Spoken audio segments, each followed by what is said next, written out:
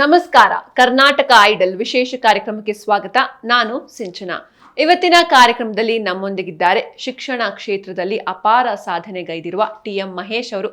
ಬನ್ನಿ ಅವ್ರನ್ನ ಕಾರ್ಯಕ್ರಮಕ್ಕೆ ವೆಲ್ಕಮ್ ಮಾಡೋಣ. ನಮಸ್ತೆ ಸರ್, ಕಾರ್ಯಕ್ರಮಕ್ಕೆ ನಮಸ್ಕಾರ ಮೇಡಮ್.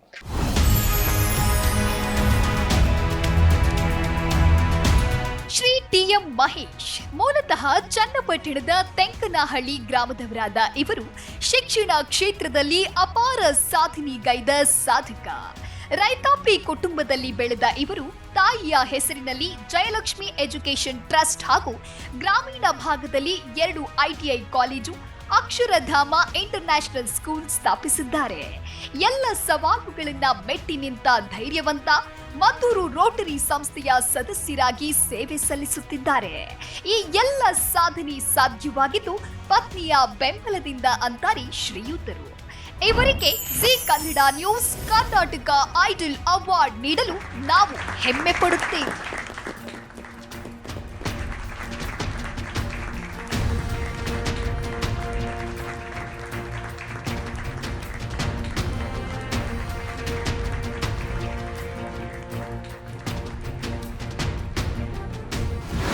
ನಾವು ಶಿಕ್ಷಣ ಕ್ಷೇತ್ರದಲ್ಲಿ ಮಾಡಿರುವಂಥ ಸಾಧನೆಯನ್ನು ಗುರುತಿಸಿ ಇವತ್ತು ಜಿ ಕನ್ನಡ ನ್ಯೂಸ್ ಅವರು ಕರ್ನಾಟಕ ಐಡಲ್ ಪ್ರಶಸ್ತಿಯನ್ನು ನಮಗೆ ಕೊಟ್ಟಿದ್ದಾರೆ. ನಾವು ಜಿ ಕನ್ನಡ ನ್ಯೂಸ್ಗೆ ಚಿರಋಣಿಯಾಗಿದ್ದೇವೆ. ಇದು ನಮಗೆ ಪ್ರೇರಣೆ ಅಂತ ಯಾರೂ ಇಲ್ಲ. ನಾವೇ ಇದನ್ನು ಒಂದು ಶಿಕ್ಷಣ ಸಂಸ್ಥೆ ಕಟ್ಟಬೇಕು ಅಂತ ಅಂದ್ಕೊಂಡು ಕಟ್ಟಿ ಬೆಳೆಸ್ತೋ.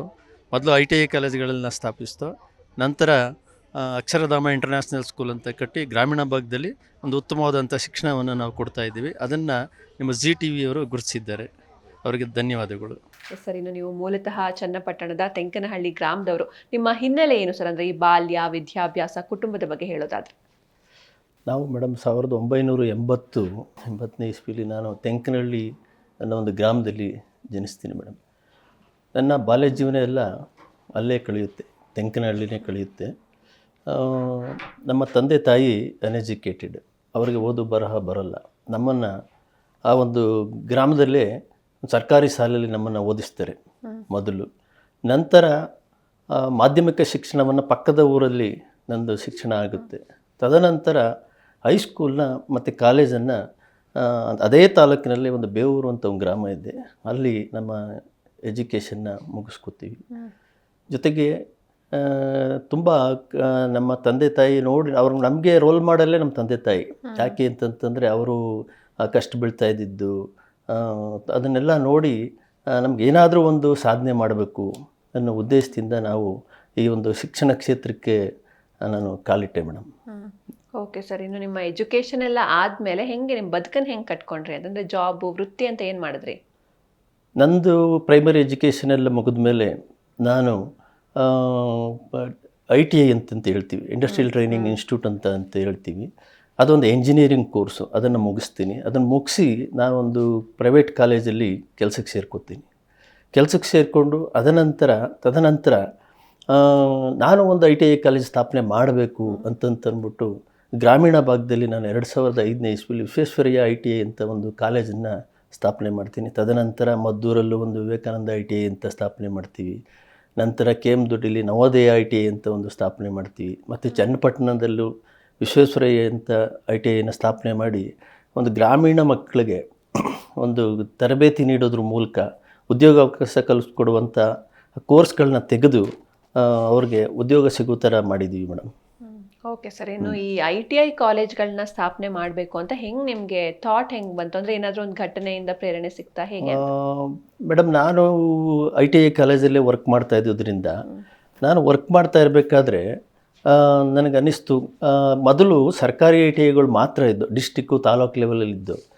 ನನಗನ್ನಿಸ್ತು ಬೇಡಿಕೆ ಜಾಸ್ತಿ ಇತ್ತು ITIಗೆ. ಆ ಸಂದರ್ಭದಲ್ಲಿ ನಾವು ಗ್ರಾಮೀಣ ಭಾಗದಲ್ಲಿ ITI ಮಾಡಬೇಕು, ಮಕ್ಕಳುಗಳು ಸಿಟಿಗೆ ಹೋಗ್ಬೇಕಾದ್ರೆ ತುಂಬ ಕಷ್ಟ ಆಯ್ತದೆ ಅನ್ನೋ ಉದ್ದೇಶದಿಂದ ITIನ ಗ್ರಾಮೀಣ ಭಾಗದಲ್ಲಿ ತೆರೆದು ಅವ್ರಿಗೆ ಉದ್ಯೋಗಾವಕಾಶ ಸಿಗೋ ಥರ ಮಾಡಿದ್ದೀವಿ ಮೇಡಮ್. ಓಕೆ ಸರ್, ಇನ್ನು ಈ ಒಂದು ITI ಕಾಲೇಜನ್ನು ತೆರಿಬೇಕು ಅಂತ ನಿಮ್ಮ ಆಸೆ ಇತ್ತು. ಸೊ ಇದು ತೆರೆದಿದ್ದೀರಾ? ಎಷ್ಟು ವರ್ಷ ಆಯಿತು ಈ ಕಾಲೇಜ್ಗಳನ್ನೆಲ್ಲ ನೀವು ರನ್ ಮಾಡ್ತಾ ಅಂತ? ಮೇಡಮ್, ನಾವು ITI ಕಾಲೇಜ್ಗಳು 20 ವರ್ಷದಿಂದ ನಾವು ರನ್ ಮಾಡ್ತಾ ಇದ್ದೀವಿ. ನಮ್ಮಲ್ಲಿ ಸುಮಾರು ಮಕ್ಕಳುಗಳು ITI ಮುಗಿಸಿ ಟೊಯೋಟಾ, HCL, BHEL ಈ ಥರ ಸರ್ಕಾರಿ ಕಂಪ್ನಿಗಳು, ಖಾಸಗಿ ಕಂಪ್ನಿಗಳಲ್ಲಿ ಕೆಲಸ ಮಾಡ್ತಾವ್ರೆ. ಯಾಕೆ ಅಂತಂತಂದರೆ ಇದು SSLC ಆದಮೇಲೆ 2 ವರ್ಷದ ಕೋರ್ಸ್ ಇದು. ಈಗ 2 ವರ್ಷದ ಕೋರ್ಸ್ ಮುಗಿಸ್ಕೊಂಡ್ರೆ ಅವರು ನೇರವಾಗಿ ಕೆಲಸಕ್ಕೆ ಹೋಗುವಂಥ ಅಪರ್ಚುನಿಟಿ ಇರುತ್ತೆ. ಅವ್ರು ಉದ್ಯೋಗ ಅವಕಾಶನ ಒದಗಿಸ್ಕೋಬೋದು. ಹಂಗಾಗಿ ನಾವು ಸುಮಾರು 20 ವರ್ಷದಿಂದ ITI ಕಾಲೇಜುಗಳನ್ನು ನಡೆಸ್ತಾ ಇದ್ದೀವಿ ಮೇಡಮ್. ಓಕೆ ಸರ್, ಇವಾಗ ಯಾವುದೇ ಒಂದು ಸಾಧನೆನ ಮಾಡಬೇಕು ಅಂತಂದ್ರೂ ಅದಷ್ಟು ಸುಲಭ ಇರಲ್ಲ. ಸೊ ನೀವಿವಾಗ ಒಂದು ಕಾಲೇಜ್ನ ತೆರಿಬೇಕು ಅಂತ ಹೊರಟಾಗ ಏನೆಲ್ಲ ಸವಾಲುಗಳನ್ನ ಎದುರಿಸಿದ್ರಿ ಅಂತ? ಕಾಲೇಜು ಅಂತಂದ್ರೆ ಮೇಡಮ್ ನಮಗೆ ಯಾವುದು ಸ್ವಂತ ಕಟ್ಟಡಗಳು ಇರಲಿಲ್ಲ ಮೊದಲು 2005ನೇ ಇಸ್ವಿಲಿ. ಆಗ ನಾವು ಬಾಡಿಗೆ ಬಿಲ್ಡಿಂಗ್ಗಳನ್ನ ತೊಗೊಂಡು ITI ಕಾಲೇಜ್ಗಳನ್ನ ಪ್ರಾರಂಭಿಸಿತು. ಸ್ವಲ್ಪ ಹಣಕಾಸಿನ ಸಮಸ್ಯೆನೂ ತುಂಬ ಇತ್ತು. ಕಾಲೇಜ್ಗಳು ತೆರಿಬೇಕು ಅಂದರೆ ಅಷ್ಟು ಸುಲಭ ಅಲ್ಲ. ಅಂಥ ಸಂದರ್ಭದಲ್ಲಿ ನಮ್ಮ ತಂದೆ ತಾಯಂದಿರು ನಮಗೆ ಬ್ಯಾಂಕ್ ಲೋನು ತೆಗೆದುಕೊಟ್ರು. ಜೊತೆಗೆ ಅವ್ರು ಕೂಡಿಟ್ಟಂಥ ಹಣವನ್ನು ಕೂಡ ನಮಗೆ ಕೊಟ್ಟರು. ಜೊತೆಗೆ ಟೋಟಲಿ ಏನೇ ಆದರೂ ನಾವು ಏನೇ ಮಾಡಿದರೂ ಅದಕ್ಕೆ ಮೂಲ ಬಂದು ವ್ಯವಸಾಯ ಮೇಡಮ್. ಯಾಕೆ ನಮ್ಮ ತಂದೆ ತಾಯಿ ಮೂಲ ವ್ಯವಸಾಯಗಾರರು. ಅವರೇ ನಮಗೆಲ್ಲ ಪ್ರೇರಣೆ. ಅವರ ಹಣದಿಂದನೇ ನಾವು ಇದೆಲ್ಲನೂ ಮಾಡಿರೋದು ಮೇಡಮ್. ಓಕೆ ಸರ್, ಇನ್ನು ಈ ಗ್ರಾಮೀಣ ಭಾಗದಲ್ಲೇ ತೆರಿಬೇಕು ಅನ್ನೋಂಥ ಥಾಟ್ ಯಾಕೆ ಬಂತು ಅಂತ? ಅದೇ ಮೇಡಮ್, ನಾನು ಈಗಾಗಲೇ ಹೇಳಿದಾಗೆ ನಿಮಗೆ ಮೊದಲು ITI ಕಾಲೇಜ್ಗಳು ತಾಲೂಕು ಲೆವೆಲಲ್ಲಿ, ಡಿಸ್ಟಿಕ್ ಲೆವೆಲಲ್ಲಿ ಇದ್ದು. ಮತ್ತು 2005ನೇ ಇಸ್ವಿಲಿ ಆಗ ತುಂಬ ಕಡಿಮೆ ಇದ್ದು. ITIಗಳಿಗೆ ತುಂಬ ಡಿಮ್ಯಾಂಡ್ ಇತ್ತಾಗ ಮಕ್ಕಳಿಗೆ ಕೆಲಸಕ್ಕೆ ಹೋಗೋಕ್ಕೆ. ಬಟ್ ಒಂದು ಇಷ್ಟು ಸೀಟ್ ಅಂತ ಲಿಮಿಟ್ ಇತ್ತು. ಒಂದು ಟ್ರೇಡ್ ಅಂತಂದರೆ ಒಂದು 20 ಮಕ್ಕಳುಗಳು ಅಷ್ಟೇ. ಆಗ ಅದ್ರ ಗ್ರಾಮೀಣ ಭಾಗದಲ್ಲಿ ತೆಗೆಯೋದ್ರಿಂದ ಈ ಮಕ್ಕಳುಗಳು ಸಿಟಿಗೆ ಹೋಗುವಂಥದ್ದನ್ನು ತಪ್ಪಿಸ್ಬೋದು. ಇಲ್ಲೇ ಅವ್ರಿಗೆ ಒಳ್ಳೆಯ ಶಿಕ್ಷಣ ಕೊಡೋಣ ಅನ್ನೋ ಉದ್ದೇಶದಿಂದ ನಾವು ಗ್ರಾಮೀಣ ಭಾಗನೇ ಸೆಲೆಕ್ಟ್ ಮಾಡಿಕೊಂಡು ಅಲ್ಲಿ ನಾವು ತೆಗೆದೋ ಮೇಡಮ್ ITI ಕಾಲೇಜ್ಗಳನ್ನ. ಓಕೆ ಸರ್, ಇನ್ನು ಈ ಜಯಲಕ್ಷ್ಮಿ ಎಜುಕೇಷನ್ ಟ್ರಸ್ಟ್, ಈ ಟ್ರಸ್ಟ್ ಬಗ್ಗೆ ಹೇಳಿ ಸರ್. ಜಯಲಕ್ಷ್ಮಿ ಎಜುಕೇಷನ್ ಟ್ರಸ್ಟ್ 2005ನೇ ಇಸ್ವಿಲಿ ನಮ್ಮ ತಾಯಿಯವರ ನೆನಪಿಗಾಗಿ, ನಮ್ಮ ತಾಯಿ ಈಗೂ ಅವರು ಇದ್ದಾರೆ, ನಮ್ಮ ತಾಯಿ ಹೆಸರಲ್ಲಿ ನಾನು ಟ್ರಸ್ಟ್ ಮಾಡಬೇಕು ಅನ್ನೋ ಉದ್ದೇಶದಿಂದ ಆ ಟ್ರಸ್ಟ್ನ ಮಾಡಿ ಅದರ ಅಂಡರ್ಲೇ ITI ಕಾಲೇಜ್ಗಳು ನಡ್ಕೊಂಡು ಹೋಗೋ ಥರ ಮಾಡಿದ್ವಿ ಮೇಡಮ್. ಓಕೆ ಸರ್, ಇನ್ನು ನಿಮ್ಮ ಶಾಲೆ ಬಗ್ಗೆ ಕೂಡ ನಾವು ಮಾತಾಡಬೇಕು. ಅಕ್ಷರಧಾಮ ಶಾಲೆಯ ಬಗ್ಗೆ, ಈ ಬಗ್ಗೆ ಹೇಳೋದಾದ್ರೆ? ಅಕ್ಷರಧಾಮ ಇಂಟರ್ನ್ಯಾಷನಲ್ ಸ್ಕೂಲ್ ಮೇಡಮ್, ಅದು ಕೆಸ್ತೂರು, ಮದ್ದೂರು ತಾಲೂಕು, ಮಂಡ್ಯ ಜಿಲ್ಲೆಯಲ್ಲಿದೆ. ಆ ಶಾಲೆ ಒಂದು ತುಂಬ ಉತ್ತಮವಾದಂಥ ನೈಸರ್ಗಿಕವಾದಂಥ ಜಾಗದಲ್ಲಿ ನಾವು ಸ್ಥಾಪನೆ ಮಾಡಿದ್ದೀವಿ ಮೇಡಮ್. ಯಾವುದೇ ಪೊಲ್ಯೂಷನ್ ಇಲ್ಲದೆ ಇರುವಂಥ ಜಾಗದಲ್ಲಿ ಅದನ್ನು ನಾವು ಸ್ಥಾಪನೆ ಮಾಡಿದ್ದೀವಿ. ಅದು ಪ್ರಸ್ತುತ LKGಯಿಂದ 10ನೇ ತರಗತಿವರೆಗೂ ಕ್ಲಾಸ್ಗಳು ನಡೀತಾ ಇದೆ ಮೇಡಮ್. ತುಂಬ ಒಳ್ಳೆ ಶಿಕ್ಷಣ ನೀಡ್ತಾ ಇದ್ದೀವಿ. ಮತ್ತು ಚಿಕ್ಕ ಮಕ್ಕಳಿಗೆ ನಾನು ಎಜುಕೇಷನ್ ಕೊಡಬೇಕು ಅಂತ ಒಂದು ನನ್ನ ಕನಸಾಗಿತ್ತು. ಗ್ರಾಮೀಣ ಭಾಗದಲ್ಲಿ, ಎಸ್ಪೆಷಲಿ ಗ್ರಾಮೀಣ ಭಾಗದಲ್ಲಿ ಚಿಕ್ಕ ಮಕ್ಕಳುಗಳಿಗೆ ಎಜುಕೇಷನ್ ಕೊಡಬೇಕು. ಮತ್ತು ತುಂಬ ಕಡಿಮೆ ಫೀಸ್ ತಗೊಂಡು ಅವ್ರಿಗೆ ಶಿಕ್ಷಣ ಕೊಡಬೇಕು, ಉತ್ತಮವಾದ ಶಿಕ್ಷಣ ಕೊಡಬೇಕು, ಕಡಿಮೆ ಶುಲ್ಕ ತಗೊಂಡು ಉತ್ತಮವಾದ ಶಿಕ್ಷಣ ಕೊಡಬೇಕು ಅನ್ನೋ ಉದ್ದೇಶದಿಂದ ನಾವು ಅಕ್ಷರಧಾಮ ಇಂಟರ್ನ್ಯಾಷನಲ್ ಸ್ಕೂಲ್ ಅಂತ ಒಂದು ಸಂಸ್ಥೆನ ತೆರೆದಿದ್ದೀವಿ. ಓಕೆ ಸರ್, ಇನ್ನು ನಿಮ್ಮ ಅಕ್ಷರಧಾಮ ಎಜುಕೇಷನ್ ಟ್ರಸ್ಟ್ ಕೂಡ ಇದೆ. ಸೊ ಈಗ ಈ ಒಂದು ಶಾಲೆನಲ್ಲಿ, ಅಕ್ಷರಧಾಮ ಇಂಟರ್ನ್ಯಾಷನಲ್ ಸ್ಕೂಲಲ್ಲಿ ಎಷ್ಟು ಜನ ಮಕ್ಕಳಿದ್ದಾರೆ, ಎಷ್ಟು ವರ್ಷ ಆಯಿತು ಇದನ್ನ ಓಪನ್ ಮಾಡಿ, ಇದ್ರ ಬಗ್ಗೆ ಹೇಳೋದಾದ್ರೆ?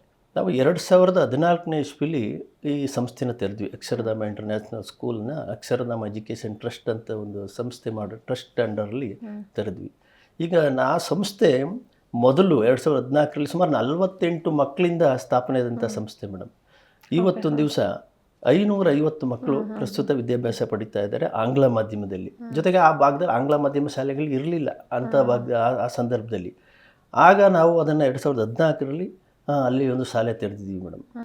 ನೀವು ಹೇಳಿದ್ರಿ ಆ ಭಾಗದಲ್ಲಿ ಆಂಗ್ಲ ಮಾಧ್ಯಮ ಶಾಲೆಗಳು ಇರಲಿಲ್ಲ ಅಂತ ಒಂದು ಜಾಗದಲ್ಲಿ, ಗ್ರಾಮೀಣ ಭಾಗದಲ್ಲಿ ಒಂದು ಶಾಲೆಯನ್ನು ಓಪನ್ ಮಾಡಬೇಕು ಅಂದಾಗ ಏನೆಲ್ಲ ಚಾಲೆಂಜ್ ಇತ್ತು ಸರ್ ನಿಮಗೆ? ಅಲ್ಲೂ ನಾವು ನಮ್ಮ ತಂದೆ ಸ್ವಂತ ಜಾಗ ತೊಗೊಂಡಿದ್ರು. ಅದನ್ನೇ ಸಂಸ್ಥೆ ಮಾಡೋಕ್ಕೆ ನಮಗೆ ಬರ್ಕೊಟ್ರು. ನೀವು ಸಂಸ್ಥೆ ಮಾಡಿ ಒಳ್ಳೆ ಎಜುಕೇಷನ್ ಕೊಡಪ್ಪ ಅಂತಂತಂದ್ಬಿಟ್ಟು. ತುಂಬ ಹಣಕಾಸಿನ ಸಮಸ್ಯೆ ಅದು ಇದು ಎಲ್ಲ ಇದ್ದೇ ಇರುತ್ತೆ. ಶಾಲೆ ನಡೆಸೋದು ಅಷ್ಟು ಸುಲಭ ಅಲ್ಲ. ಅದಕ್ಕೆಲ್ಲ ತುಂಬ ಜನ ನಮಗೆಲ್ಲ ಸಹಕಾರ ಕೊಟ್ಟರು. ತುಂಬ ಚೆನ್ನಾಗಿದೆ ಶಾಲೆ, ಒಳ್ಳೆ ವಿದ್ಯಾಭ್ಯಾಸ ಮಕ್ಕಳು ಪಡೀತಾವ್ರೆ. ಸದ್ಯಕ್ಕೆ ತೊಂದರೆಗಳಿದ್ದರೂ ಏನೇ ಇರಲಿ ಸಂಸ್ಥೆ ನಡೆಸಬೇಕು, ಮಕ್ಕಳಿಗೆ ಎಜುಕೇಷನ್ ಕೊಡಲೇಬೇಕು. ಎಸ್ ಸರ್, ಇನ್ನು ಕೋವಿಡ್ ಥರದಂತಹ ಒಂದು ಸಮಯದಲ್ಲಿ ಯಾವ ರೀತಿ ಸಂಸ್ಥೆಗಳು, ಯಾಕಂದರೆ ಎಂತೆಂಥ ದೊಡ್ಡ ದೊಡ್ಡ ಬಿಸ್ನೆಸ್ಗಳೇ ಮಕ್ಕಾಡೆ ಮಲಗಿದಂತಹ ಸಮಯ ಅದು. ಸೊ ನಿಮ್ಮ ಸಂಸ್ಥೆಗಳಿಗೆ ಅಥವಾ ನಿಮ್ಮ ಒಂದು ಉದ್ಯಮಕ್ಕೆ ಯಾವ ರೀತಿ ಅದು ಎಫೆಕ್ಟ್ ಆಯಿತು ಅಂತ? ಕೋವಿಡ್ ಅಂತದ್ದು ಈ ಪ್ರಪಂಚಕ್ಕೆ ಯಾವತ್ತೂ ಬರಬಾರದು ಮೇಡಮ್. ಅದು ಮತ್ತೆ ಅದನ್ನು ನೆನೆಸ್ಕೊಂಡ್ರೂ ಭಯ ಆಗುತ್ತೆ. ಅದರಲ್ಲೂ ನಮ್ಮ ಶಾಲೆಗಳಲ್ಲಿ ಆ ಕ್ಷಣದಲ್ಲಿ ತುಂಬ ಕಷ್ಟ ಅನುಭವಿಸಿದ್ವಿ. ನಾವು ಬಿಲ್ಡಿಂಗ್ ಕಟ್ಟೋಕ್ಕೆ ತುಂಬ ಸಾಲ ಮಾಡ್ಕೊಂಡಿದ್ವಿ ಬ್ಯಾಂಕ್ಗಳಲ್ಲಿ, ಹಾಗೂ ಕಟ್ಟೋಕ್ಕಾಗಲಿಲ್ಲ. ಆದರೂ ಕೂಡ ಮಕ್ಕಳಿಗೆ ಅಂಥ ಸಂದರ್ಭದಲ್ಲೂ ಒಂದು ಉತ್ತಮವಾದಂಥ ಶಿಕ್ಷಣ ಕೊಡಬೇಕು ಅಂತಂದ್ಬಿಟ್ಟು ನಾವು ಆನ್ಲೈನ್ ತರಗತಿಗಳನ್ನ ಮಾಡಿದ್ವಿ ಮಕ್ಕಳುಗಳಿಗೆ. ಆನ್ಲೈನ್ ಕ್ಲಾಸು ಅಂತ ಆ ಸಂದರ್ಭದಲ್ಲಿ ನಮ್ಮ ಶಿಕ್ಷಕರು ಕೂಡ ನಮ್ಮ ಟೀಚರ್ಸು ಕೂಡ ನಮ್ಗೆ ಸಪೋರ್ಟ್ ಮಾಡಿದ್ರು. ಮಕ್ಕಳಿಗೆಲ್ಲ ವಾಟ್ಸಪ್ ಮೂಲಕ ಹೋಮ್ವರ್ಕ್ ಕಳಿಸೋದು, ಅದರಿಂದ ಕರೆಕ್ಷನ್ ಹಾಕ್ಸ್ಕೊಳ್ಳೋದು, ಒಟ್ಟೆ ಶಿಕ್ಷಣದಿಂದ ವಂಚಿತರಾಗ್ದಂಗೆ ಮಕ್ಕಳುಗಳನ್ನ ಆ ಸಂದರ್ಭದಲ್ಲಿ ಕಾಪಾಡಿಕೊಂಡು ಮೇಡಮ್. ಓಕೆ ಸರ್, ಇನ್ನು ನಿಮ್ಮ ಸ್ಕೂಲ್ನ ರಿಸಲ್ಟ್ ಹೇಗಿದೆ ಸರ್ ಇವಾಗ? ಪ್ರಸ್ತುತ SSLCಲಿ ಈಗ ಈ ಸಾಲಲ್ಲಿ 20-30 ಮಕ್ಕಳು ಓದ್ತಾವ್ರೆ ಮೇಡಮ್. ಅವ್ರಿಗೆಲ್ಲ ನಾವು ಹಿಂದೆ ಒಳ್ಳೊಳ್ಳೆ ರಿಸಲ್ಟ್ ಬಂದಿದೆ, 100% ರಿಸಲ್ಟ್ ಬಂದಿದೆ. ಮತ್ತು ಹೆಚ್ಚು ಒಂದು 515-20ವರೆಗೂ ನಮ್ಮ ಶಾಲೆಯಲ್ಲಿ ಸ್ಕೋರ್ಗಳನ್ನ ಮಾಡವ್ರೆ. 610 609 ಲಾಸ್ಟ್ ಹೈಯೆಸ್ಟ್ ಸ್ಕೋರು. 100% ರಿಸಲ್ಟ್ ಇದೆ. ಜೊತೆಗೆ ಆ ಮಕ್ಕಳುಗಳನ್ನ ನಾವು ಓದಿಸ್ಕೋ ಸಲುವಾಗಿ ನಾವೇನು ಮಾಡ್ತೀವಿ ಅಂತಂದರೆ ಸ್ಪೆಷಲ್ ಕ್ಲಾಸ್ ಹಾಕ್ತೀವಿ. ಮಾರ್ನಿಂಗು ಸ್ಪೆಷಲ್ ಕ್ಲಾಸ್ ಮಾಡ್ತೀವಿ, ಈವ್ನಿಂಗು ಅವ್ರಿಗೆ 6 o'clockವರೆಗೂ ಕ್ಲಾಸ್ ಮಾಡ್ತೀವಿ. ಪೋಷಕರೆಲ್ಲ ಬಂದು ಕರ್ಕೊಂಡು ಹೋಗ್ತಾರೆ. ಟೀಚರ್ಸು ಕೂಡ ಅದಕ್ಕೆ ತುಂಬ ಸಹಕಾರ ನೀಡ್ತಾವ್ರೆ. ಮಕ್ಕಳುಗಳನ್ನ ಒಂದು ಒಳ್ಳೆ ದಾರಿಗೆ ತರಬೇಕು, ಅವ್ರನ್ನ ಒಳ್ಳೆ ರಿಸಲ್ಟ್ ಕೊಡಬೇಕು ಅಂತಂದ್ಬಿಟ್ಟು ತುಂಬ ಸಹಕಾರ ಇದೆ ಮೇಡಮ್ ಶಿಕ್ಷಕರದ್ದು ನಮಗೆ. ಓಕೆ ಸರ್, ಇನ್ನು ನಿಮ್ಮ ಸ್ಕೂಲ್ನಲ್ಲಿ ಜಾಸ್ತಿ ಗ್ರಾಮೀಣ ಭಾಗದ ಮಕ್ಕಳೇ ಬರ್ತಾರಾ ಹೇಗೆ ಅಂತ? ಹೌದು ಮೇಡಮ್. ಯಾಕೆ ಅಂತಂದರೆ ನಮ್ಮ ಶಾಲೆ ಇರೋದು ಗ್ರಾಮೀಣ ಭಾಗದಲ್ಲಿ, ಒಂದು ಹಾತ್ಕೂರು ಹೋಬಳಿ ಅಂತ, ಮದ್ದೂರು ತಾಲೂಕಿನ ಹಾತ್ಕೂರು ಹೋಬಳಿಲಿ. ಅಲ್ಲಿ ಸುಮಾರು ಒಂದು 35-40 ಹಳ್ಳಿ ಬರುತ್ತೆ.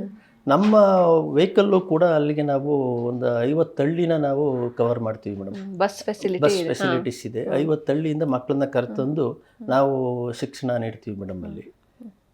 ಓಕೆ ಸರ್, ಈಗ ಒಂದು ಶಾಲೆ ನಡೆಸಬೇಕು ಅಂದರೆ ಅದು ಅಷ್ಟು ಈಸಿ ಅಲ್ಲ. ಸೊ ನಿಮಗೆ ಯಾರೆಲ್ಲ ಸಹಕಾರ ನೀಡ್ತಿದ್ದಾರೆ ಅಂತ ಈ ಸ್ಕೂಲ್ನ ನಡೆಸೋ ವಿಷಯದಲ್ಲಿ? ಸ್ಕೂಲ್ ನಡೆಸೋ ವಿಚಾರದಲ್ಲಿ ಮೇಡಮ್ ನಮಗೆ ಮೊದಲಿಂದನೂ ನಮ್ಮ ತಂದೆ ತಾಯಿ ಸಹಕಾರ ಮೊದಲು. ಅದಾದಮೇಲೆ ನನ್ನ ತಮ್ಮಂದಿರಿದ್ದಾರೆ ಇಬ್ಬರು. ಇನ್ನೊಂದು ಚನ್ನಪಟ್ಟಣದ ಒಂದು ITI ಕಾಲೇಜ್ ಇದೆ, ನಮ್ಮ ಕೆಂಚೇಗೌಡರು ಅಂತಂದ್ಬಿಟ್ಟು ನನ್ನ 2ನೇ ತಮ್ಮ, ಅವರು ಅದನ್ನು ಸಂಸ್ಥೆ ನೋಡ್ಕೋತಾರೆ, ಅವ್ರ ಸಹಕಾರ ಇದೆ. ಮತ್ತು ನನ್ನ 3ನೇ ತಮ್ಮ ಒಬ್ಬರು ಬೆಂಗಳೂರಲ್ಲಿ BE ಇಂಜಿನಿಯರಿಂಗ್ ಮಾಡ್ಕೊಂಡವ್ರೆ, ಅವರು ಒಂದು ಕಂಪ್ನಿಗೆ ಹೋಗ್ತಾರೆ, ಅವರು ಸಹಕಾರ ಇದೆ. ಜೊತೆಗೆ ನಮ್ಮ ಸಂಬಂಧಿಕರು ಕೂಡ ನನಗೆ ಆರ್ಥಿಕವಾಗಿ ಏನೇ ಸಮಸ್ಯೆ ಬಂದಾಗೂ ನಮಗೆ ಕೊಡ್ತಾರೆ ಮೇಡಮ್. ಏನೇ ಸಮಸ್ಯೆ ಬಂದಾಗೂ ಹಣಕಾಸಿನ ವ್ಯವಸ್ಥೆ ನಮಗೆ ಮಾಡಿಕೊಡ್ತಾರೆ. ತುಂಬ ಸಹಕಾರ ಇದೆ ನಮಗೆ ಸಂಬಂಧಿಕರಿಂದ ಮತ್ತು ನಮ್ಮ ಬಂಧು ಬಾಂಧವರಿಂದ ನಮಗೆ ತುಂಬ ಸಹಕಾರ ಇದೆ. ಓಕೆ ಸರ್, ಒಂದು ಕಡೆ ಈ ಶಿಕ್ಷಣ ಕ್ಷೇತ್ರ ಆದರೆ ಇನ್ನೊಂದು ಕಡೆ ನೀವು ಮದ್ದೂರು ರೋಟರಿ ಸಂಸ್ಥೆಯ ಸದಸ್ಯರಾಗಿದ್ದೀರಾ. ಸೊ ಇದ್ರ ಬಗ್ಗೆ ಹೇಳಿ ಸರ್. ನಾನು ಕಳೆದ 2 ವರ್ಷದಿಂದ ಮದ್ದೂರು ರೋಟರಿ 3192 ಅದರಲ್ಲಿ ನಾನು ಸದಸ್ಯನಾಗಿದ್ದೀನಿ. ರೋಟರಿ ಒಂದು ಅಂತಾರಾಷ್ಟ್ರೀಯ ಸಂಸ್ಥೆ ಇದು. ರೋಟರಿ ಅದು ಸುಮಾರು ವರ್ಷಗಳಿಂದ ತನ್ನದೇ ಆದಂತಹ ಸಾಮಾಜಿಕ ಸೇವೆನ ಮಾಡ್ಕೊಂಡು ಬರ್ತಾ ಇದೆ. ಉಚಿತವಾಗಿ ಬೈಸಿಕಲ್ ಕೊಡುವಂಥದ್ದು, ಪಠ್ಯಪುಸ್ತಕ ಕೊಡುವಂಥದ್ದು, ಕೆಲವು ಶಾಲೆಗಳಿಗೆ ಶೌಚಾಲಯ ಇಲ್ಲ ಅಂತಂದರೆ ಶೌಚಾಲಯ ಕಟ್ಕೊಡುವಂಥದ್ದು, ರಕ್ತದಾನ ಶಿಬಿರ ಏರ್ಪಡಿಸುವಂಥದ್ದು, ಇದೆಲ್ಲ. ಆ ರೋಟ್ರಿ ಜೊತೆಲಿ ನಾನು ಒಬ್ಬ ಸದಸ್ಯನಾಗಿ ನನ್ನ ಕೈಲಾದ ಏನಾದರೂ ಒಂದು ಸಹಾಯವನ್ನು ನಾನು ರೋಟ್ರಿಗೆ ಮಾಡ್ತಾಯಿದ್ದೀನಿ ಮೇಡಮ್. ಓಕೆ ಸರ್, ನೀವಾಗಲೇ ಹೇಳಿದ್ರಿ ಒಂದು ಕೃಷಿಕರ ಕುಟುಂಬ ಅಂತ. ನೀವು ಕೃಷಿ ಕಡೆ ಗಮನ ಕೊಡ್ತೀರಾ ಹೇಗೆ? ಆ ಕಡೆ ಆಸಕ್ತಿ ಇದೆಯಾ? ಹೌದು ಮೇಡಮ್, ನನಗೆ ಕೃಷಿ ತುಂಬ ಇಷ್ಟ. ನಮ್ಮ ತಂದೆ ತಾಯಿ ತೆಂಗು, ಮಾವು, ರೇಷ್ಮೆ, ಹಸುಗಳು ಎಲ್ಲನೂ ಇಟ್ಕೊಂಡವ್ರೆ. ನನ್ನ ಬಿಡುವಿನ ವೇಳೆಯಲ್ಲಿ ನಾನು ಹೋಗಿ ಅವ್ರಿಗೆ ಕೈ ಜೋಡಿಸ್ತೀನಿ. ಸುಮ್ಮನೆ ಜೊತೆಗೆ ಈ ವ್ಯವಸಾಯ ಮಾಡೋದ್ರಿಂದ ನಮ್ಮ ಆರೋಗ್ಯನೂ ಚೆನ್ನಾಗಿರ್ತದೆ, ದೈಹಿಕವಾಗಿ ಚೆನ್ನಾಗಿರ್ತೀವಿ. ಜೊತೆಗೆ ನಾನು ಅವ್ರಿಗೇನೋ ಒಂದು ಅವ್ರ ಕಷ್ಟದಲ್ಲಿ ನಾನು ಹೆಲ್ಪ್ ಮಾಡ್ದಂಗೆ ಆಗುತ್ತೆ. ಹಾಗಾಗಿ ನಾನು ಯಾವಾಗಲೂ ಹೋಗಿ ಅದರಲ್ಲೂ ತೊಡ್ಕೊತೀನಿ ಮೇಡಮ್. ಓಕೆ ಸರ್, ಇನ್ನು ನೀವು ರೋಟರಿ ಸಂಸ್ಥೆ ಬಗ್ಗೆ ಹೇಳಿದ್ರಿ. ಈ ಸಂಸ್ಥೆ ಕಡೆಯಿಂದ ಏನೆಲ್ಲ ಸಮಾಜ ಸೇವೆಯಲ್ಲಿ ನೀವು ಭಾಗಿಯಾಗಿದ್ದೀರಾ ಅಂತ? ರೋಟರಿ ಸಂಸ್ಥೆ ನಾನು ಈಗಾಗಲೇ ಹೇಳಿದೆ, ನಾನು ಈಗ 2 ವರ್ಷದಿಂದ ಅಲ್ಲಿ ಜಾಯ್ನ್ ಆಗಿದ್ದೀನಿ. ಈಗ ಅವರೇನಾದರೂ ಈಗ ನಮ್ಮ ಮದ್ದೂರು ರೋಟರಿ ಬ್ಲಡ್ ಕ್ಯಾಂಪ್ಗಳು ಮಾಡ್ತಾರೆ. ಆ ಸಂದರ್ಭದಲ್ಲಿ ನಾವು ಅದಕ್ಕೆ ನೆರವು ನೀಡ್ತೀವಿ. ನಾವು ಎಲ್ರಿಗೂ ಜನಗಳಿಗೆ ಹೇಳಿ ಆ ಬ್ಲಡ್ ಕ್ಯಾಂಪ್ಗೆ ಭಾಗವಹಿಸಿ ಅಂತಂತ ಹೇಳ್ತೀವಿ. ಈ ಥರ ನಾವು ಒಂದು ಸಮಾಜ ಸೇವೆಯಲ್ಲಿ ಗುರುತಿಸ್ಕೊಂಡಿದ್ದೀವಿ ಮೇಡಮ್ ರೋಟರಿ ಮೂಲಕ. ಎಸ್ ಸರ್, ಇನ್ನು ನೀವು ಒಂದು ಜೀವನ ಅಂದರೆ ಸೋಲು ಗೆಲುವು ಇದ್ದೇ ಇರುತ್ತೆ, ಕಷ್ಟ ಸುಖ ಇರುತ್ತೆ. ಸಾಕಷ್ಟು ಜನ ಕಾಲೆಳೆಯೋರು ಕೂಡ ತುಂಬ ಜನ ಇರ್ತಾರೆ. ಈಗ ನೀವೊಂದು ಸ್ಕೂಲ್ ಅಥವಾ ಕಾಲೇಜ್ನ ಓಪನ್ ಮಾಡ್ತೀನಿ ಅಂದರೆ ಎಲ್ಲರೂ ಏನು ಸಪೋರ್ಟ್ ಮಾಡಲ್ಲ, ಕಾಲೆಳೆಯೋರೇ ಜಾಸ್ತಿ ಇರ್ತಾರೆ. ಸೊ ನಿಮ್ಮ ಲೈಫಲ್ಲಿ ಆ ರೀತಿ ಒಂದು ಘಟನೆಗಳನ್ನ ಹಂಚ್ಕೊಳ್ಬೋದು, ಯಾಕಂದರೆ ನಿಮ್ಮ ಸ್ಟೋರಿ ಇನ್ನೊಬ್ರಿಗೆ ಇನ್ಸ್ಪೈರ್ ಆಗುತ್ತೆ. ಹೀಗಾಗಿ ಹೌದೌದು ಮೇಡಮ್, ಇರ್ತಾರೆ. ನಾವು ಏನೋ ಒಂದು ಒಳ್ಳೆ ಕೆಲಸ ಮಾಡಬೇಕು ಅಂದರೆ ಕಾಲೆಳೆಯೋರ ಸಂಖ್ಯೆ ತುಂಬ ಇರುತ್ತೆ. ನಮಗೂ ಹಲವಾರು ಅಡೆತಡೆಗಳು ಬಂದಿದೆ. ಬಟ್ ಒಂದೇನು ಅಂತಂತಂದರೆ ಶಿಕ್ಷಣ ಸಂಸ್ಥೆ ಮಾಡೋರಿಗೆ ಯಾರೂ ತೊಂದರೆ ಕೊಡಬಾರ್ದು. ಯಾಕೆ ಅಂತಂತಂದರೆ ಹಾಗೆ ಅಂಬೇಡ್ಕರ್ ಅವತ್ತಿನ ಕಾಲದಲ್ಲಿ ಹೇಳೋರು ಏನಂತಂದ್ರೆ ದೇವಸ್ಥಾನ ಗಂಟೆಗಳಿಗಿಂತ ಶಾಲೆ ಗಂಟೆ ಹೆಚ್ಚು ಮೊಳಗಬೇಕು ಅಂತ. ಹಂಗಾಗಿ ಶಿಕ್ಷಣ ಸಂಸ್ಥೆಗೆ ಏನು ಮಾಡ್ತಾರೆ ಅಂತಂತಂದ್ರೆ ಯಾರಿಗಾದ್ರೂ ಒಂದು 4 ಜನಕ್ಕೆ ವಿದ್ಯೆ ಸಿಗುತ್ತೆ, ಮಕ್ಕಳುಗಳು ಅಭಿವೃದ್ಧಿ ಹೊಂದುತ್ತಾರೆ ಅನ್ನೋ ಉದ್ದೇಶದಿಂದ ಶಿಕ್ಷಣ ಸಂಸ್ಥೆ ಕಟ್ತಾರೆ. ನಾನು ಸಾರ್ವಜನಿಕರು ಹೇಳೋದು ಒಂದೇ, ಶಾಲೆಗಳಲ್ಲಿ ಮಾಡೋರಿಗೆ ಯಾರೂ ತೊಂದರೆ ಕೊಡಬೇಡಿ, ಕೊಡಲೂಬಾರ್ದು, ಯಾರೂ ಕೊಡಲ್ಲ. ಮ್ಯಾಕ್ಸಿಮಮ್ಮು ಏನೋ ಒಂದು ಎಲ್ಲೆಲ್ಲ ಸ್ವಲ್ಪ ವ್ಯತ್ಯಾಸ ಆಯ್ತವೆ, ಅದು ಆಗಬಾರ್ದು ಅಂತ ನಾನು ಹೇಳೋದು ಸಾರ್ವಜನಿಕರಿಗೆ. ಓಕೆ ಸರ್, ನೀವಾಗಲೇ ಹೇಳಿದ್ರಿ ಕೋವಿಡ್ ಟೈಮಲ್ಲೆಲ್ಲ ಸಾಕಷ್ಟು ತೊಂದರೆಗಳಾಯಿತು ಅಂತ. ಸೊ ಈ ರೀತಿ ಬೇರೆ ಬೇರೆ ಸಮಯದಲ್ಲಿ ಒಂದು ಸ್ಕೂಲ್ ಅಥವಾ ಒಂದು ಕಾಲೇಜ್ನ ನಡೆಸಬೇಕಾದ್ರೆ ಸಾಕಷ್ಟು ಸಮಸ್ಯೆಗಳು ಆಗ್ತಾನೆ ಇರುತ್ತೆ. ಆ ಸವಾಲುಗಳನ್ನೆಲ್ಲ ಹೇಗೆ ಮೆಟ್ಟಿ ನಿಂತ್ರಿ ಅಂತ ನೀವು ಯಾವ್ದಾದ್ರು ಒಂದು ಸವಾಲನ್ನ ಹೇಳ್ಬೋದಾ? ಅಂದರೆ ಈ ಸ್ಟೇಜಲ್ಲಿ ನನಗೆ ಕಷ್ಟ ಆಯಿತು ಈ ಸ್ಕೂಲಿಂದ ಈ ಕಾಲೇಜಿಂದ ಅಂತ. ಇಲ್ಲ, ಶಾಲೆಯಿಂದನೇ ನಮಗೆ ಅಂತಂತಂದ್ರೆ ಮೇಡಮ್ ನಾವು ಏನು ಅನ್ಕೋತೀವಿ ಅಂದರೆ, ಈಗ ಸಂಸ್ಥೆ ಕಟ್ಟಬೇಕಾದ್ರೆ ಯಾರೂ ಹಣವನ್ನು ಇಟ್ಕೊಂಡು ಬಂದು ಕಟ್ಟೋಕ್ಕಾಗಲ್ಲ. ಹಂತವಾಗಿ ಬೆಳೆಸ್ಕೊಂಡು ಹೋಗ್ತೀವಿ ಶಾಲೆನ. ನಾವು ಫಸ್ಟ್ ಒಂದು ಶಾಲೆ ತೆರೆದಾಗ ಏನಾಯಿತು, ನಮಗೂ ಆರ್ಥಿಕ ಸಮಸ್ಯೆ ಬಂತು. ಸಾಮಾನ್ಯವಾಗಿ ನಾವು ಈಗಾಗಲೇ ಹೇಳಿದೆ, ಬ್ಯಾಂಕ್ ಲೋನ್ ಎಲ್ಲ ನಾವು ತೆಗೆದುಕೊಂಡಿದ್ದು ಅಂತಂದ್ಬಿಟ್ಟು. ಆ ಸಂದರ್ಭದಲ್ಲಿ ಕಟ್ಟದೆ ಹೋದಾಗ 2 ವರ್ಷ ನಮಗೆ ಮಾನಸಿಕವಾಗಿ ಸಿಕ್ಕಾಪಟ್ಟೆ ಹಿಂಸೆ ಬಂತು. ಯಾಕೆ ಅಂತಂದರೆ ಬ್ಯಾಂಕ್ಗಳು ನೋಟಿಸ್ ಕೊಡ್ತಾ ಇರ್ತಾರೆ, ಲೋನ್ಗಳನ್ನ ಕಟ್ಟಿ ಅಂತಂದ್ಬಿಟ್ಟು. ನಾವು ಕಟ್ಟೋಕ್ಕೆ ಹಣಕಾಸಿನ ಸಮಸ್ಯೆ ಇರ್ತದೆ. ಅದನ್ನು ನಾವು ಯಾವಾಗಲೂ ಮರೆಯೋಕ್ಕಾಗಲ್ಲ ಮೇಡಮ್. ಆ ಒಂದು ಇನ್ಸಿಡೆಂಟು ಸಾಲನೇ ಮಾಡಬಾರ್ದಪ್ಪ ಅಂತನ್ನುವಂಥ ಇದಕ್ಕೆ ಹೋಗ್ಬಿಡ್ತೀವಿ. ಅದೊಂದೇ ಬ್ಯಾಡ್ ಇನ್ಸಿಡೆಂಟ್. ಸರ್, ಇನ್ನು ಈಗ ಪೋಷಕರ ರೆಸ್ಪಾನ್ಸ್ ಹೇಗಿದೆ ಸರ್ ನಿಮ್ಮ ಸ್ಕೂಲ್ ಕಾಲೇಜ್? ನಮ್ಮಲ್ಲಿ ತುಂಬ ಒಳ್ಳೆ ಪೋಷಕರಿದ್ದಾರೆ, ತುಂಬ ಒಳ್ಳೆ ಪೋಷಕರಿದ್ದಾರೆ. ನಾವು ಏನೇ ಶಾಲೆಯಲ್ಲಿ ಮಾಡೋದು, ನಮ್ಮ ಶಾಲೆಯಲ್ಲಿ ಈಗ ಏನು ನಾವು ಇವತ್ತು 550 ಮಕ್ಕಳನ್ನು ನಾವು ಇಟ್ಕೊಂಡಿದ್ದೀವಿ. ನಮ್ಮಲ್ಲಿ ಪ್ರಸ್ತುತ LKG ಇಂದ 10th ಕ್ಲಾಸ್ ನಡೀತಾ ಇದೆ. ನಮ್ಮ ಶಿಕ್ಷಕರ ಸಹಕಾರ ನಮಗೆ ತುಂಬ ಚೆನ್ನಾಗಿದೆ. ನಾವು ಏನು ಮಾಡಿದ್ದೀವಿ, ಒಳ್ಳೆ ಕ್ವಾಲಿಫೈಡ್ ಟೀಚರ್ಸ್ ಇಟ್ಕೊಂಡಿದ್ದೀವಿ ನಾವು. ಎಲ್ಲ MA BEd MSc BEd ಈ ಥರ ಹೈಲಿ ಕ್ವಾಲಿಫೈಡ್ ಟೀಚರ್ಸು ಸ್ಥಳೀಯವಾಗಿರುವಂಥವ್ರೆ. ಅಲ್ಲಿ ಅಕ್ಕಪಕ್ಕದ ಸುತ್ತಮುತ್ತ ಊರಿಂದ ಬರ್ತಾರೆ, ಮಂಡ್ಯ, ಮದ್ದೂರು, ಚನ್ನಪಟ್ಟಣ ಈ ಕಡೆಯಿಂದ. ಜೊತೆಗೆ ಇವ್ರ ಜೊತೆಗೆ ನಾವು ನಾಗಾಲ್ಯಾಂಡಿಂದ ಟೀಚರ್ಸ್ನ ಇಟ್ಕೊಂಡಿದ್ದೀವಿ, ಮಕ್ಕಳುಗಳಿಗೆ ಉತ್ತಮ ಶಿಕ್ಷಣ ಕೊಡಬೇಕು ಅಂತಂದ್ಬಿಟ್ಟು. ಜೊತೆಗೆ ಕೇರಳದಿಂದ ಟೀಚರ್ಸ್ ಅವರೇ ನಮ್ಮಲ್ಲಿ, ಕೇರಳ ಮತ್ತು ಮಂಗಳೂರು ಶಿಕ್ಷಕರ ಜೊತೆಗೆ ನಾವು ಇಟ್ಕೊಂಡಿದ್ದೀವಿ. ಮಕ್ಕಳುಗಳಿಗೆ ಗ್ರಾಮೀಣ ಭಾಗದಲ್ಲಿ ಯಥೇಚ್ಛವಾಗಿ ನಮ್ಮ ಮೇಯ್ನ್ ಇಂಪಾರ್ಟೆಂಟಿಗೆ ಆಂಗ್ಲ ಭಾಷೆಗೆ ಒತ್ತು ನೀಡಬೇಕು. ಸೈನ್ಸು, ಮ್ಯಾಥ್ಸು, ಇಂಗ್ಲೀಷು ಇವು ಅವ್ರ ಲೈಫ್ ಕಟ್ಕೊಳ್ಳೋಕ್ಕೆ ಮುಂದೆ ತುಂಬ ಸಹಕಾರಿ ಆಯ್ತದೆ. ಆ ಉದ್ದೇಶದಿಂದ ಹೊರಗಡೆಯವರು ನಾವು ಇಟ್ಕೊಂಡಿದ್ದೀವಿ ಮೇಡಮ್ ಶಿಕ್ಷಕಿಯರನ್ನ. ಎಸ್ ಸರ್, ಇನ್ನು 20 ವರ್ಷಗಳಾಯಿತು ನೀವು ಈ ಒಂದು ಉದ್ಯಮಕ್ಕೆ ಅಥವಾ ಈ ಒಂದು ಸಂಸ್ಥೆಗಳಿಗೆ ಕಾಲಿಟ್ಟು. ಸೊ ಇಷ್ಟು ಈ 20 ವರ್ಷದ ಜರ್ನಿನಲ್ಲಿ ಯಾವ್ದಾದ್ರು ಒಂದು ಘಟನೆ ನಿಮಗೆ ಹೌದು ನಾನು ಈ ಒಂದು ಕ್ಷೇತ್ರಕ್ಕೆ ಬಂದಿದ್ದಕ್ಕೂ ಸಾರ್ಥಕ ಆಯಿತು ಅಂತ ಅನಿಸಿರುವಂಥ ಘಟನೆ ಯಾವ್ದಾದ್ರು ಇದೆಯಾ? ತುಂಬ ಇದೆ ಮೇಡಮ್. ಯಾಕೆ ಅಂತಂತಂದರೆ ನಾವು ITI ಕಾಲೇಜ್ ಮಾಡಿದ್ವಿ ಅಲ್ವಾ. ITI ಕಾಲೇಜ್ ಮಾಡಿದ್ಮೇಲೆ ಅವರು ಎಜುಕೇಷನ್ ಮುಗಿಸ್ಕೊಂಡು ಕೆಲ್ಸಕ್ಕೆ ಹೋಗ್ತಾರೆ. ಕೆಲ್ಸಕ್ಕೆ ಹೋದಾಗ ಎಲ್ಲೋ ಒಂದು ದಿವಸ ಸಿಗ್ತಾರೆ. ನಾವೆಲ್ಲೋ ಒಂದು ಬೆಂಗಳೂರಿಗೂ ಅಲ್ಲಿ ಇಲ್ಲಿ ಎಲ್ಲೋ ಹೋದಾಗ ಸಿಗ್ತಾರೆ. ಸರ್ ನಮಸ್ಕಾರ ಸರ್ ಅಂತಾರೆ. ನಾವು ಮರ್ತುಬಿಟ್ಟಿರ್ತೀವಿ. ಯಾಕೆಂದರೆ ಅವರು ಸುಮಾರು ಒಂದು 16 ವರ್ಷಕ್ಕೆಲ್ಲ ITI ಬಂದಿರ್ತಾರೆ. 18 ವರ್ಷ ಕಂಪ್ಲೀಟ್ ಮಾಡ್ಕೊಂಡು ಜಾಬಿಗೆ ಸೇರ್ಕೊಂಡಿರ್ತಾರೆ. ಸುಮಾರು 7-8 ವರ್ಷ ಆದಮೇಲೆ ಸಿಗ್ತಾರೆ, ನಾವು ಗುರ್ತಿಸೋಕೆ ಆಗೋದಿಲ್ಲ. ಆಮೇಲೆ ಹಿಂಗೇನಪ್ಪ ಅಂದರೆ, ಸರ್ ನಾವು ನಿಮ್ಮ ಸ್ಟೂಡೆಂಟು ಸರ್, ಇಂಥ ನಾವು ಇನ್ನೀವು ಓದಿಸ್ಕೊಟ್ರಿ ನಮಗೆ. ಇವತ್ತೊಂದು ದಿವಸ ನಾವು ಒಂದು ಒಳ್ಳೆ ಕಾರ್ಖಾನೆಯಲ್ಲಿ ಕೆಲಸ ಮಾಡ್ತಾಯಿದ್ದೀನಿ, ಒಂದು ಒಳ್ಳೆ ಕಂಪ್ನಿಲಿ ಉದ್ಯೋಗ ಇದೆ ಸರ್, ಟೊಯೋಟಾ ಕಂಪ್ನಿಲಿ ಕೆಲಸ ಮಾಡ್ತಾಯಿದ್ದೀನಿ ಸರ್, ನನ್ನ ಕೈ ತುಂಬ ಸಂಬಳ ಸಿಗ್ತಾಯಿದೆ, ನಿಮ್ಮ ಕಾಲೇಜಿಂದ ಓದಿ ನಮಗೆ ತುಂಬ ಒಳ್ಳೆಯದಾಯಿತು ಅಂತ ಹೇಳ್ತಾರೆ. ಆಗ ನಮಗೆ ತುಂಬ ಖುಷಿಯಾಗುತ್ತೆ ಮೇಡಮ್. ಕೆಲವರು ಎಷ್ಟೋ ಮಕ್ಕಳು ITI ಆದಮೇಲೆ ಡಿಪ್ಲೊಮಾ ಮಾಡ್ಕೋತಾರೆ 2 ವರ್ಷ 2 ವರ್ಷ. ನೆಕ್ಸ್ಟ್ ಆದಮೇಲೆ ಇಂಜಿನಿಯರಿಂಗ್ ಮಾಡ್ಕೋತಾರೆ. ಇಂಜಿನಿಯರಿಂಗ್ ಆದಮೇಲೆ ಒಂದು ಒಳ್ಳೆ ಕಂಪ್ನಿಯೇ ನಡೆಸ್ತಾ ಇರ್ತಾರೆ. ಕೆಲವರೆಲ್ಲ ಒಂದು 3-4 ಮಕ್ಕಳುಗಳು ನಾನು ನೋಡಿದ್ದೀನಿ. ಪಿಣಿ ಇಂಡಸ್ಟ್ರಿಯಲ್ ಏರಿಯಾ, ಬೊಮ್ಮಸಂದ್ರ ಇಂಡಸ್ಟ್ರಿಯಲ್ದೆಲ್ಲ ಸಣ್ಣ ಸಣ್ಣ ಕಂಪ್ನಿಗಳು ನಡೆಸ್ತಾವ್ರೆ. ನನಗೆ ತುಂಬ ಖುಷಿ ಆಯಿತು ಅದನ್ನು ನೋಡ್ಬಿಟ್ಟು. ನಮ್ಗೆ ತುಂಬ ಖುಷಿ ಆಗುತ್ತೆ ಮೇಡಮ್ ಮಕ್ಕಳು ಹೇಳ್ಕೊಳ್ಳೋದ್ರಲ್ಲಿ. ಎಷ್ಟು ಹೆಮ್ಮೆ ಆಗುತ್ತೆ ಸರ್ ನಿಮಗೆ ಅವ್ರನ್ನೆಲ್ಲ ನೋಡಿದಾಗ? ಅಂದರೆ ನಮ್ಮ ಶಾಲೆಯಿಂದ ಅಥವಾ ನಮ್ಮ ಕಾಲೇಜಿಂದ ಹೋಗಿರೋ ವಿದ್ಯಾರ್ಥಿಗಳು ಅನ್ನೋದಕ್ಕೆ ಎಷ್ಟು ಹೆಮ್ಮೆ ಅಂತ. ತುಂಬ ಹೆಮ್ಮೆ ಅನಿಸುತ್ತೆ ಮೇಡಮ್. ಅವ್ರು ಹೇಳ್ಕೊಂಡಾಗೆ ನಮ್ಗೆ ಖುಷಿ ಆಯ್ತಾ ಇರ್ತದೆ. ಸರ್ ನಾನು ಚೆನ್ನಾಗಿದ್ದೀನಿ ಸರ್, ನಾನು ಹಂಗಿದ್ದೀನಿ ಸರ್, ಹೆಂಗಿದ್ದೀನಿ ಸರ್, ನಾವೆಲ್ಲ ಫ್ಯಾಮಿಲಿ ತುಂಬ ಸೆಟ್ಲ್ ಆಗಿದ್ದೀವಿ. ನಮ್ಮ ತಂದೆ ತಾಯಿ ಹೇಳ್ತಾ ಇರ್ತಾರೆ ನಿಮ್ಮ ಬಗ್ಗೆ, ನಮಗೆ ಒಳ್ಳೆ ಕಾಲೇಜಿಗೆ ಸೇರಿಸ್ತೋ, ಒಳ್ಳೆ ಕೋರ್ಸ್ ಎಲ್ಲ ಮುಗಿಸ್ತೋ, ತುಂಬ ನಮ್ಗೆ ಅನುಕೂಲ ಆಯಿತು ಅಂತಂತ ಹೇಳಿದಾಗ ನಮಗೆ ತುಂಬ ಹೆಮ್ಮೆ ಅನಿಸುತ್ತೆ ಮೇಡಮ್ ಅವ್ರಿಗಿಂತನೂ. ಎಸ್ ಸರ್, ಇನ್ನು ನೀವು ಹೇಳಿದ್ರಿ ನೀವು ಸ್ಟಾರ್ಟಿಂಗಲ್ಲಿ ಒಂದು ಇನಿಷಿಯಲ್ ಡೇಸಲ್ಲಿ ನಿಮ್ಮ ಕುಟುಂಬದವರ ಸಹಕಾರ ಹೇಗಿತ್ತು ಅಂತ. ಇನ್ನು ಕುಟುಂಬದವ್ರನ್ನ ಬಿಟ್ಟು ನಿಮ್ಮ ಸ್ನೇಹಿತರೆಲ್ಲ ಯಾವ ರೀತಿ ಸಪೋರ್ಟ್ ಮಾಡಿದ್ರು ಸರ್? ಸ್ನೇಹಿತರು ಮೇಡಮ್ ನಮಗೆ ಕೆಲವು ಏನಾದರೂ ಇದ್ದರೆ ಹೇಳ್ತಾರೆ, ಸಜೆಷನ್ಸ್ ಹೇಳ್ತಾರೆ. ನೀವು ಯಾಕೆಂದರೆ ಸ್ನೇಹಿತರೆ ಮುಖ್ಯ. ಎಲ್ಲನೂ ನಾವು ಕುಟುಂಬದವ್ರ ಜೊತೆ ಹೇಳ್ಕೊಳಕ್ಕಾಗಲ್ಲ. ನಾವು ಅವ್ರ ಜೊತೆಲೇ ಹೇಳ್ಕೊಂಡಾಗ ಕೆಲವು ಶಾಲೆ ನಡೆಸೋರೇ ಇರ್ತಾರೆ, ಅಥವಾ ಶಾಲೆ ನಡೆಸ್ತಿರೋ ಒಂದು ಬಿಸ್ನೆಸ್ ಮ್ಯಾನ್ಸು ಫ್ರೆಂಡ್ಸ್ ಅವರೇ. ಅವರು ಇದನ್ನ ಹಿಂಗೆ ಮಾಡಬೇಡ, ಇದು ಈ ಥರ ಮಾಡು, ಇದು ಚೆನ್ನಾಗಿರುತ್ತೆ, ಇದು ಚೆನ್ನಾಗಿರಲ್ಲ, ನೀವೇನಾದ್ರು ಇನ್ನೇನಾದ್ರು ಹೆಲ್ಪ್ ಬೇಕಾದರೂ ಕೇಳು, ಮಾಡ್ತೀವಿ ಅಂತಂದ್ಬಿಟ್ಟು ಯಾವುದೇ ಎಲ್ಲ ಥರನೂ ಹೆಲ್ಪ್ ಮಾಡ್ತಾರೆ. ಸ್ನೇಹಿತರುಗಳು ತುಂಬ ಜನ ಅವರೇ, ತುಂಬ ಹೆಲ್ಪ್ ಮಾಡ್ತಾರೆ ಮೇಡಮ್ ಅವರು. ಓಕೆ ಸರ್, ಇನ್ನು ನಿಮ್ಮ ಶಾಲೆಯಲ್ಲಿ ಅಥವಾ ನಿಮ್ಮ ಕಾಲೇಜಲ್ಲಿ 20 ವರ್ಷಗಳಲ್ಲಿ ನೀವು ಸಾಕಷ್ಟು ಜನ ವಿದ್ಯಾರ್ಥಿಗಳನ್ನ ನೋಡಿರ್ತೀರ. ಕೆಲವೊಂದು ಕಡೆ ತುಂಬ ಬಡವರು ಇರ್ತಾರೆ, ಅವರಿಗೆ ಫೀಸ್ ಕಟ್ಟಿ ಓದಕ್ಕೆ ಆಗ್ತಿರಲ್ಲ, ಅಂಥವ್ರ ಭೇಟಿ ನಿಮಗೆ ಆಗಿದೆಯಾ? ಜೊತೆಗೆ ಆ ಥರ ಯಾವ್ದಾದ್ರು ಒಂದು ಘಟನೆಗಳನ್ನ ಹೇಳ್ಕೊಬೋದಾ? ಇದೆ ಮೇಡಮ್, ಇದೆ. ಬಟ್ ಏನಂತಂದರೆ ಕೆಲವೆಲ್ಲ ಹೇಳೋಕ್ಕಾಗಲ್ಲ. ನಮ್ಮಲ್ಲೇ ಸುಮಾರು ಮಕ್ಕಳುಗಳಿಗೆ ನಾವು ಫ್ರೀ ಎಜುಕೇಷನ್ ಕೊಡ್ತಾ ಇದ್ದೀವಿ. ಅವರ ಮನೆ ಪರಿಸ್ಥಿತಿ ನೋಡಿ ನಾವೇ ಫ್ರೀ ಎಜುಕೇಷನ್ ಕೊಡ್ತಾ ಇದ್ದೀವಿ. ಕೆಲವು ಸಮಾಜಮುಖಿ ಕೆಲಸ ಮಾಡ್ತಾರೆ. ಕೋವಿಡ್ ಅಂತ ಸಂದರ್ಭದಲ್ಲಿ ನಮ್ಮ ಕೆಸ್ತೂರು ಸರ್ಕಾರಿ ಆಸ್ಪತ್ರೆ PHCಲಿ ಒಬ್ಬರು ನರ್ಸು ಇದ್ದರು, ಸಿಸ್ಟರು. ಅವ್ರನ್ನ ನಾವು ಕರೆದು ನಮ್ಮ ಫಂಕ್ಷನಲ್ಲಿ ಸನ್ಮಾನ ಮಾಡಿದ್ವಿ. ಯಾಕೆ ಅಂತಂತಂದ್ರೆ ಕೋವಿಡನ್ನು ಲೆಕ್ಕಿಸ್ತೇನೆ ಅವರು ಆ ಸಂದರ್ಭದಲ್ಲಿ ಕೆಲಸ ಮಾಡಿದ್ರು. ಅದು ನಮಗೆ ಗುರುತಿಸಿದ್ವಿ ನಾವು ಅಂಥವ್ರನ್ನ ನಾವು ಗುರುತಿಸ್ತೀವಿ. ಜೊತೆಗೆ ರೈತ ನಾಯಕರು ಕೆಲವು ರೈತರಿಗೆ ಪರ ಹೋರಾಟ ಮಾಡ್ತಾರೆ. ಈಗ ನಾವು ಅದರ ಬೇಸಿಸ್ ಮೇಲೆ ಬಂದಿರೋದ್ರಿಂದ ಅವ್ರನ್ನೂ ಗುರುತಿಸಿ ಅವರನ್ನು ನಾವು ಸಮಾಜದಲ್ಲಿ ಗುರುತಿಸಿದ್ದೀವಿ. ಜೊತೆಗೆ ಕೆಲವು ನಮ್ಮ ಮಕ್ಕಳುಗಳು ಬಡವ್ರ ಮಕ್ಕಳು ತುಂಬ ಒಳ್ಳೆ ಮಾರ್ಕ್ಸ್ ತೆಗೆದಿರ್ತಾರೆ. ಅಂಥವ್ರಿಗೂ ಕೂಡ ನಮ್ಮ ಕೈಲಾದ ಸಹಾಯನ ನಮ್ಮ ಸಂಸ್ಥೆಯಿಂದ ಹಣಕಾಸಿನ ಸಹಾಯನೂ ನಾವು ಕೂಡ ಮಾಡಿದ್ದೀವಿ.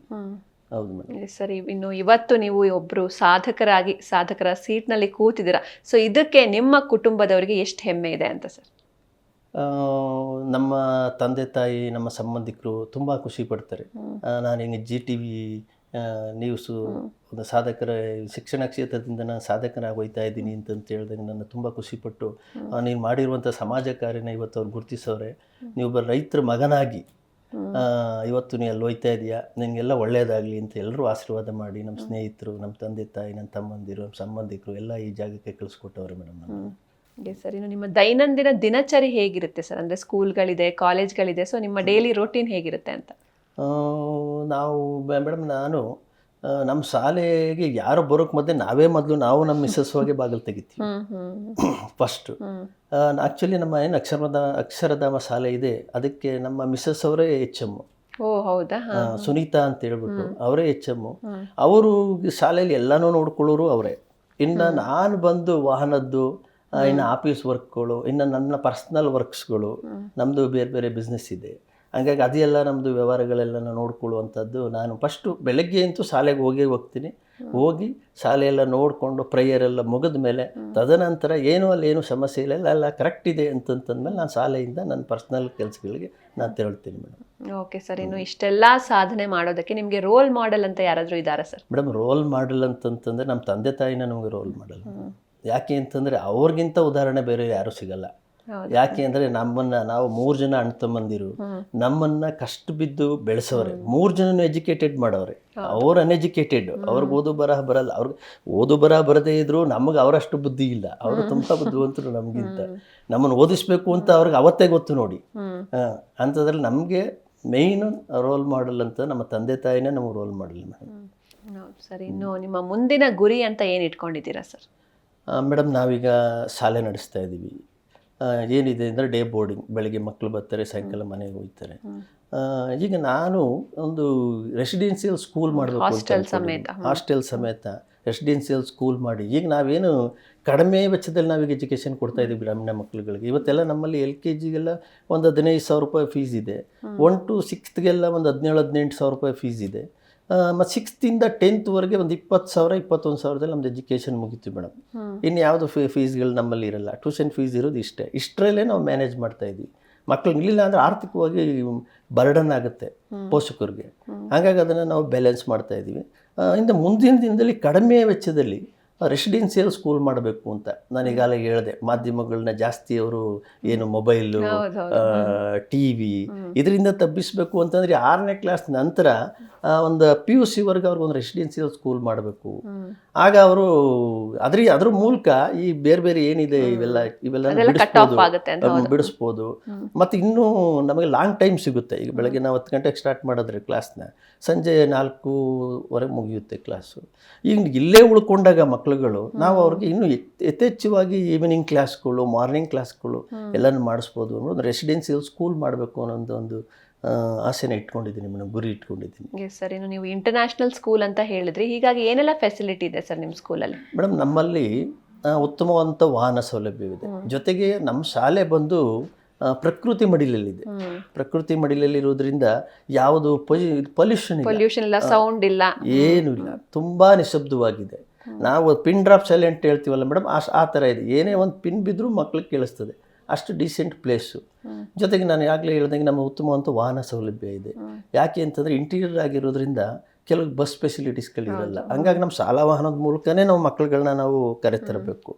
ಜೊತೆಗೆ ಈಗಾಗಲೇ ನಿಮ್ಗೆ ಹೇಳಿದಾಗೆ ನಮ್ಮಲ್ಲಿ ಉತ್ತಮವಾದ ಶಿಕ್ಷಕರಿದ್ದಾರೆ, ಸ್ಥಳೀಯವಾಗಿರೋ ಶಿಕ್ಷಕಿಯರು, ಮತ್ತು ಹೊರಗಡೆ ರಾಜ್ಯದಿಂದ ಹೊರಗಡೆ ಜಿಲ್ಲೆಗಳಿಂದ ಕರೆಸಿದ್ದೀವಿ ಮಕ್ಕಳುಗಳೊಂದು ಎಜುಕೇಷನ್ ಕೊಡಬೇಕು ಅಂತಂದ್ಬಿಟ್ಟು. ಮತ್ತು ಒಳ್ಳೆ ಪಾಠೋಪಕರಣ, ಪೀಠೋಪಕರಣ, ಮತ್ತು ಕೂತ್ಕೊಳ್ಳೋಕ್ಕೆ ಅವ್ರಿಗೆಲ್ಲ ಆಸನದ ವ್ಯವಸ್ಥೆ, ಮತ್ತು ಬಿಲ್ಡಿಂಗ್, ಒಂದು ಒಳ್ಳೆ ಸ್ಟ್ರಕ್ಚರ್ ಬಿಲ್ಡಿಂಗ್ ಕಟ್ಕೊಂಡಿದ್ದೀವಿ. ಏನೋ ಒಂದು ಸರ್ಕಾರದ ನಿಯಮದ ಪ್ರಕಾರ ಏನೆಲ್ಲ ಇರಬೇಕು ಮಕ್ಕಳುಗಳಿಗೆ ಅದೆಲ್ಲ ನಮ್ಮ ಹತ್ರ ಇದೆ ಮೇಡಮ್. ಎಸ್ ಸರ್, ಇನ್ನೊಂದು ಸ್ಕೂಲ್ ನಡೆಸೋದಕ್ಕೆ ಸಾಕಷ್ಟು ಜನರ ಸಹಕಾರ ಬೇಕೇ ಬೇಕು. ನಿಮ್ಮ ವೈಫ್ ಅವರು ಕೂಡ HM ಆಗಿ ನಿಮಗೆ ಸಾಕಷ್ಟು ಸಪೋರ್ಟ್ನ ನೀಡ್ತೀರಾ, ಒಂದು ರೀತಿ ಬ್ಯಾಕ್ ಬೋನ್ ಅಂತಲೇ ಹೇಳ್ಬೋದು. ಸೊ ಅವ್ರ ಬಗ್ಗೆ ಏನು ಹೇಳ್ತೀರಾ ಸರ್? ಅವ್ರ ಬಗ್ಗೆ ತುಂಬ ಹೇಳೋದಿದೆ ಮೇಡಮ್. ಯಾಕೆ ಅಂತಂತಂದರೆ ಅವ್ರ ಶಾಲೆನ ನೋಡ್ಕೋತಾ ಇರೋದೇ ಅವರು. ಪ್ರತಿಯೊಂದು ಕ್ಲಾಸ್ಗೆ ಹೋಗಿ ಪ್ರತಿದಿನ ಅವ್ರ ಮನೆ ಕೆಲಸ ಎಲ್ಲ ನೋಡಿಕೊಂಡು, ನಮ್ಮ ಮಕ್ಳುಗಳನ್ನ ಎಜುಕೇಷನ್ನು ನೋಡಿಕೊಂಡು, ಅದಾದ ನಂತರ ಬೆಳಿಗ್ಗೆನೇ ಶಾಲೆಗೆ ಬಂದು ಪ್ರೇಯರ್ಗೆ ಮೊದಲೇ ಬಂದಿರ್ತಾರೆ ಅವರು. ಬಂದು ಏನಿದೆ ಅದೆಲ್ಲ ಪ್ರೇಯರೆಲ್ಲ ಮುಗಿಸಿ ತದನಂತರ ಕ್ಲಾಸ್ ರೂಮ್ಗಳಿಗೆಲ್ಲ ಹೋಗಿ ಪ್ರತಿಯೊಂದು ಕ್ಲಾಸ್ಗೆ ಹೋಗೋದು, ತರಗತಿಗಳು ಹೇಗೆ ನಡೀತಾ ಇದೆ, ಏನಾದರೂ ಸಮಸ್ಯೆ ಇದೆಯಾ, ಎಲ್ಲ ಪ್ರತಿಯೊಂದು ಇಡೀ ಶಾಲೆನ ನೋಡ್ಕೊಳ್ಳೋದೇ ಅವರು ಮೇಡಮ್. ಬೆಳಗ್ಗೆಯಿಂದ ಸಂಜೆವರೆಗೂ ಏನೇ ಸಮಸ್ಯೆ ಬರಲಿ ಅದನ್ನು ನಿಭಾಯಿಸ್ಕೊಂಡು ಹೋಗ್ತಾ ಇರುವಂಥವ್ರೆ ಅವರು ಮೇಡಮ್. ಅವ್ರಿಗೂ ಕೂಡ ಈ ಸಂದರ್ಭದಲ್ಲಿ ನಾನು ತುಂಬ ನೆನೆಸ್ಕೋತೀನಿ. ಯಾಕೆಂದರೆ ಅವ್ರು ಇಲ್ಲದೇ ಶಾಲೆ ನಡೆಸೋಕೆ ಆಗೋಲ್ಲ. ಅವ್ರಿಗೊಂದು ಥ್ಯಾಂಕ್ಸ್ ಹೇಳ್ಬಿಡಿ ಸರ್ ನಮ್ಮ ವಾಹಿನಿ ಮುಖಾಂತರ. ಹಾಗಾಗಿ ಈ ಸಂದರ್ಭದಲ್ಲಿ ಅವ್ರನ್ನ ನೆನೆಸ್ಕೊಂಡು ಅವ್ರಿಗೂ ನಾನು ಒಂದು ಥ್ಯಾಂಕ್ಸ್ನ ಹೇಳೋಕ್ಕೆ ಇಷ್ಟಪಡ್ತೀನಿ. ಓಕೆ, ಎಸ್ ಸರ್, ಇನ್ನು ಇಷ್ಟು ಹೊತ್ತು ನಿಮ್ಮ ಪ್ರೀಷಿಯಸ್ ಟೈಮ್ನ ಕೊಟ್ಟಿದ್ದಕ್ಕೆ thank you so much. Thank you madam. Yes, ನೋಡಿದ್ರಲ್ವಾ ವೀಕ್ಷಕರೇ, ಶ್ರೀಯುತ TM ಮಹೇಶ್ ಅವರ ಸಾಧನೆಯ ಬದುಕು ಹೇಗಿತ್ತು ಅಂತ. ಇವರ ಮುಂದಿನ ಜೀವನಕ್ಕೆ ಶುಭವಾಗ್ಲಿ ಅಂತ ಹಾರೈಸ್ತಾ ಇವತ್ತಿನ ಸಂಚಿಕೆಯನ್ನು ಮುಗಿಸೋಣ. ನೋಡ್ತಾ ಇರಿ ಜೀ ಕನ್ನಡ ನ್ಯೂಸ್, ಸತ್ಯವೇ ಸುದ್ದಿಯ ಜೀವಾಳ.